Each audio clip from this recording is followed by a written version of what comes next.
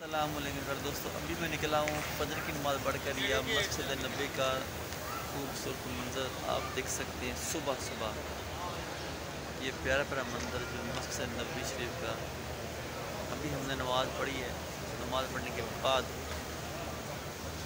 मैंने कहा कि आप भाइयों को भी दीदार मुस्तफ़ा करवा दीजिए। ये देखें दरवाज़ा मस्जिद का,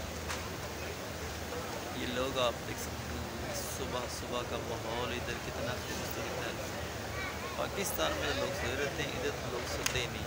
अल्हम्दुलिल्लाह ये ऐसी जगह है जहाँ पर एक सेकंड भी लोग सोते नहीं हैं। यहाँ हर वक्त रश लगा रहता है। इतनी पाक जगह है माशाल्लाह, बहुत पाक जगह है। हर वक्त मैंने रश देखे इधर माशाल्लाह अल्हम्दुलिल्लाह। इस वक्त ये आप देख सकते हैं दरवाज़ा कितना खूबसूरत है। ये मस्जिद नबी का दरवाज़ा, ये देखिए। मैं आ चुका हूँ, अंदर मौजूद हूँ, मस्जिद नबी के अंदर आ चुका हूँ। वो बाहर वाला गेट आप देख सकते हैं और ये मैं आ चुका हूँ मस्जिद के अंदर। अभी थोड़ा सा अंदर आपको दिखाता हूँ सीन। तो मैं इंटर हो चुका हूँ बिल्कुल हाल के अंदर।